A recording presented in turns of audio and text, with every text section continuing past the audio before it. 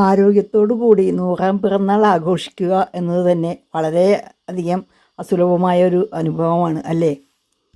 അതും ഒഫീഷ്യൽ ജന്മദിനത്തിൽ താൻ പ്രവർത്തിച്ചിരുന്ന മണ്ഡലത്തിലെ ഉന്നതോദ്യോഗസ്ഥർ വന്ന് തനിക്ക് ആദരമർപ്പിക്കുക എന്നത് തീർത്തും അപൂർവങ്ങളിൽ അപൂർവമായ ഒരു അവസരമാണ്. അതാണ് ഇവിടെ സംഭവിച്ചിരിക്കുന്നത്. 1925 മേടമാസത്തിലെ പൂരം നക്ഷത്രത്തിൽ പിറന്ന പുരുഷൻ, അതാണ് നമ്മുടെ കഥാനായകനായ ശ്രീ തിരുവെങ്കിടം കുരുവട്ടി വാസുദേവൻ.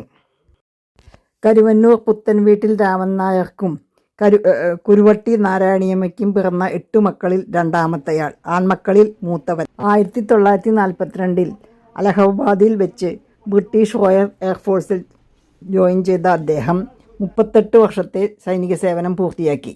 ഓണററി ഫ്ലൈയിങ് ഓഫീസറായി വിരമിച്ചു. 1947 ആദ്യത്തെ സ്വാതന്ത്ര്യദിന പരേഡിലും രജത ജൂബിലി സ്വാതന്ത്ര്യദിന പരേഡിലും പങ്കെടുക്കാൻ അദ്ദേഹത്തിന് കഴിഞ്ഞിട്ടുണ്ട്. ചൈന പാകിസ്ഥാൻ യുദ്ധങ്ങളിലും അദ്ദേഹം പങ്കെടുത്തിട്ടുണ്ട്. സെപ്റ്റംബർ 14 ഒഫീഷ്യൽ ജന്മദിനത്തിൽ കോയമ്പത്തൂർ സോളൂർ എയർഫോഴ്സിലെ 5 ഉയർന്ന ഉദ്യോഗസ്ഥന്മാരും പുതുതലമുറയെ പ്രതിനിധീകരിച്ച് വനിതാ അഗ്നിവീറും അദ്ദേഹത്തിൻ്റെ വീട്ടിലെത്തി അദ്ദേഹത്തെ ആദരിക്കുകയുണ്ടായി. എത്ര ധന്യാത്മകമായ നിമിഷം അല്ലേ? ഇദ്ദേഹത്തിൻ്റെ ഭാര്യയായ ഗുരുവായൂർ തിരുവെങ്കിടം പാലിയത്ത് രാധമ്മ എൻ്റെ സിസ്റ്റർ ഇൻ ലോ രാജശ്രീ മണികണ്ഠൻ്റെ വലിയമ്മയാണ്. അങ്ങനെയാണ് ഈ അസുലഭ ധന്യ നിമിഷത്തെക്കുറിച്ച് എനിക്ക് അറിയാൻ കഴിഞ്ഞത്.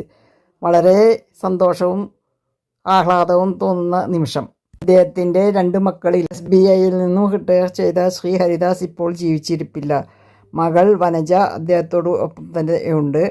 അദ്ദേഹത്തിൻ്റെ ഇനിയുള്ള ദിനങ്ങളും ആരോഗ്യത്തോടും സന്തോഷത്തോടും കൂടിയുള്ളതായിരിക്കാൻ ഗുരുവായൂരപ്പൻ തുണയ്ക്കട്ടെ എന്ന പ്രാർത്ഥനയോടെ സസ്നേഹം.